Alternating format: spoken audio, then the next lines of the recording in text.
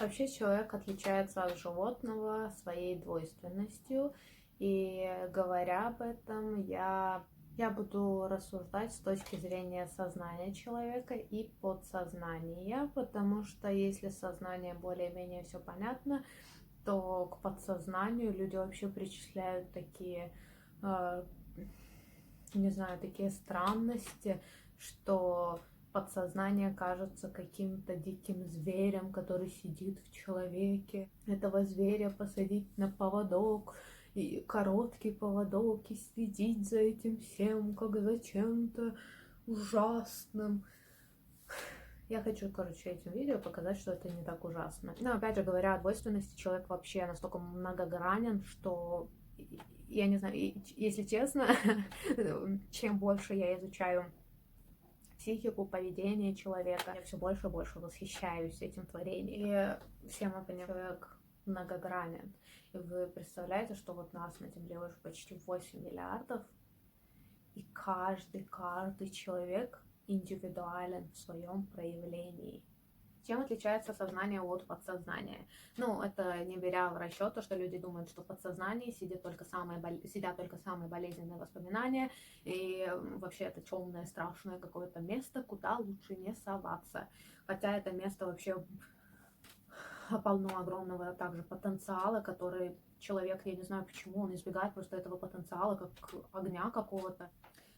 Думаю, мне не нужно говорить, что мы немножко опоздали с простым изучением подсознания, потому что сейчас уже давно такое время, когда люди как раз-таки должны балансировать свое подсознание и сознание. При том, что Юнг ввел такое понятие, как сверхсознание, которое в этом видео я не буду затрагивать, чтобы сильнее вас не запутать. Итак, ваше сознание — это те ваши качества, вообще, в принципе, качества характера, которые в вас закладываются, ну, или проявляются при вашем рождении. То есть вот в момент вашего рождения рождается ваше сознание. При том, что ваше подсознание, оно рождается намного раньше, за 3 месяца до вашего рождения. 3. Соответственно, получается, что подсознание старше вашего сознания. Именно поэтому и происходит то, что вы знаете, что проходит мимо вашего сознания, но то, что попадает в подсознание, оно кажется чем-то таинственным и непонятным. И вы должны понимать, что ваше подсознание, оно намного будет умнее. И оно о вас заботится, оно не пытается вас как-то что-то там с вами сделать. Я прям говорю о подсознании, мне обидно. Сознательное проявление — это то, что вы в себе знаете, понимаете, принимаете. А подсознательное — это то, что у вас в любом случае проявляется, просто вы этого не замечаете, это замечают люди вокруг вас. Потому что у меня часто такое бывает, что мне там приписывают какие-то качества, а я такая сижу и думаю, нет у меня этих качеств, что хочет от меня этот человек вообще.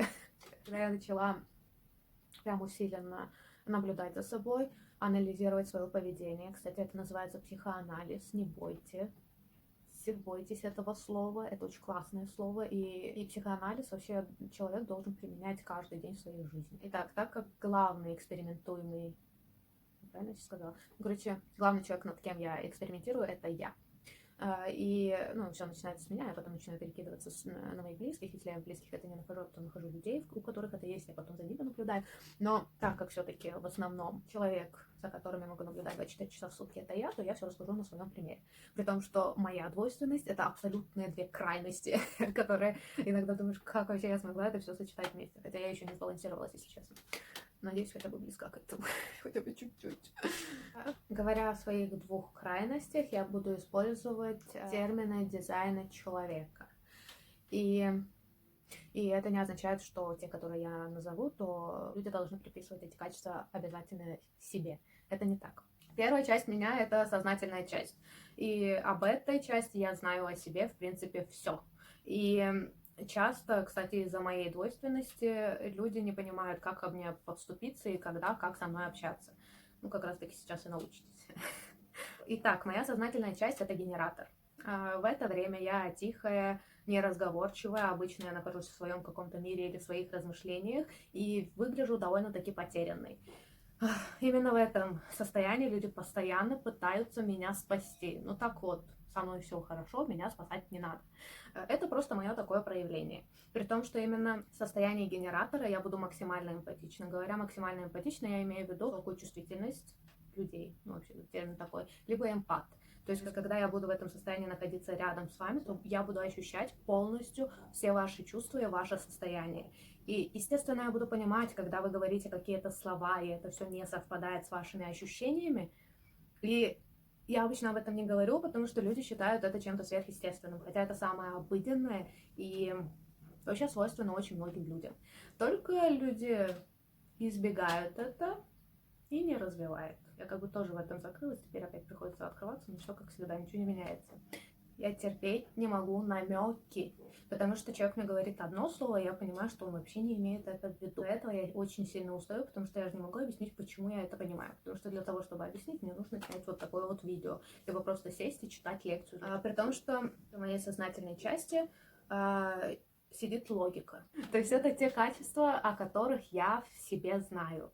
И, ну, эти качества в любом случае люди будут видеть во мне, но они также будут чувствовать мои подсознательные качества, из-за чего происходит всякого рода путаница. В подсознательном я манифестор. Я называю эту часть себя командиром полка, потому что там у меня, конечно, как бы, пока я тихоня, у меня характер тоже не очень, но в этом состоянии, мне кажется, меня вообще выдерживать сложно, так как если у генератора вообще, у всех генераторов аура открытая и понятная всем, то у манифесторов она полностью закрытая. И получается так, что когда вы знакомитесь со мной, то вы сталкиваетесь сначала с генератором, с неловким таким человеком. А потом при общении, когда вот человек общается, я прям чувствую, как это происходит, общается, приближается ко мне человек, а потом раз и стена. Все, дальше человек пройти не может. Потому что дальше мое бессознательное — это манифестор. Эту часть люди видят во мне, но, насколько я поняла, они не до конца разобрались, что это за характеристики во мне, которые время от времени проявляются, потом не проявляются, потом, я не знаю, то я слишком спокойная, то я слишком деятельная какая-то. И как бы в обычных условиях это все объяснить людям очень сложно. Разве что вот с помощью такой двойственности. Почему? Потому что манифестор — это реально командир полка. То есть может что-то происходить, я потом просто встаю и говорю: ты делаешь это, ты делаешь это, ты делаешь это, пока я делаю вот это. И люди реально это все делают. То есть вообще никаких возражений не происходит. Я не знаю, почему так. Просто люди это делают, а я потом сижу и думаю: что вообще произошло? Что вообще сейчас произошло? Я же тихо сидела. Пользуясь случаем, хочу оповестить всех людей, которые так или иначе общаются со мной, либо хотят со мной общаться в принципе. Я терпеть не могу, когда вы пытаетесь заставить меня что-то сделать с помощью ваших неумелых манипуляций. Я это вижу, но вам об этом не говорю. Так, кроме этого, пока я манифестор, это, в принципе, так как это подсознательно всегда во мне живет, я всегда знаю, что мне надо, что я хочу, и вот это вот, когда извне пытаются мне что-то навязать, это очень сильно меня злит. И вот у разных людей, естественно, это разделение происходит по-разному. Просто я человек крайности, у меня все по крайностям. Поэтому сейчас запоминаем, что с вами будет знакомиться всегда генератор неловкий, но расставаться с вами будет всегда холодный манифестор, который не терпит возражений, вообще не понимает, зачем, что обсуждать. Кстати, из-за манифестора я обо всем люблю договариваться. Опять же, вас это не обязательно, что будет прям вот настолько все уходить в крайности. В этом нет абсолютно никакой необходимости. Естественно, о подсознательном человек также может узнать, наблюдая за собой. И, ну вот, когда вы увидели какое-то качество, типа, блин, вроде я не такой человек, что во мне вот это вот есть? И если вы это увидите, не будете это отрицать, а наоборот, устремите свое внимание немножко в другом направлении, в плане, что вау, круто, у меня еще одна какая-то способность. Обязательно надо понаблюдать за этим и воспользоваться в следующий раз, ну, пользоваться вообще этой способностью более осознанно. Потому что, ну, как раз-таки человек по большей своей части и несчастен, потому что он там, не знаю, знает о каких-то, я не знаю о каких-то своих пару качествах, все остальные у него в подсознании, и он вообще отталкивает свое подсознание как только может, а потом сидит и думает, что я за безнадежный такой человек, и вообще зачем я живу, ну и вот эти вот все дела. Пожалуйста, не избегайте свое подсознание, там очень много всего интересного, и вы не просто не должны избегать своего подсознания, вы должны дружить. То есть вы должны взяться за ручку с подсознанием и просто ходить по жизни.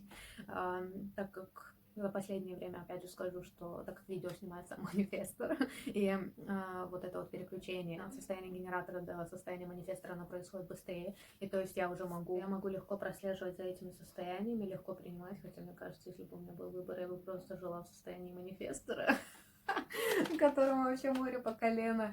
Но, опять же, я считаю, что даже вот такие экстренные какие-то крайности, они даются не просто так. И я считаю, что 21 век для человека это не просто очередное какое-то время, так как эволюция, она работает всегда. И для нас сейчас самое важное, для начала узнать о себе самое-самое, насколько можно больше. Очень много вариаций, каждый об этом рассказывает, как он понимает, в каком ключе. Поэтому, если вы слушаете мои видео, смотрите мои видео, ну мало ли, вы можете быть аудиалом, которому не обязательно смотреть на меня, то, пожалуйста, просто расслабьтесь и смотрите это видео.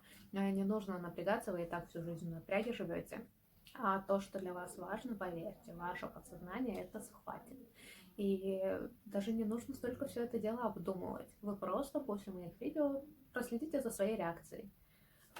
Что у вас происходит внутри? Вот какие чувства вы сейчас ощущаете? Вам эти чувства нравятся или они вам не нравятся? Или, может, вы хотите узнать немного больше о чем-то конкретном, что я там сказала? Либо, может, вы хотели бы поизучать эту тему в другом каком-то аспекте? Всякое может быть. Вам не обязательно со мной соглашаться. Я даже вам больше скажу, что где-то вы даже можете сказать, что нет. Я считаю это по-другому. И вот это вот другое, скорее всего, для вас и будет правильно. Ну, если это не просто тупая какая-то упертость, где неважно, что вообще происходит, важно, чтобы я был прав. Думаю, у меня все. Надеюсь, что я сказала все, что хотела, потому что тема такая важная и интересная. Но если что, я все равно все дополняю в других видео.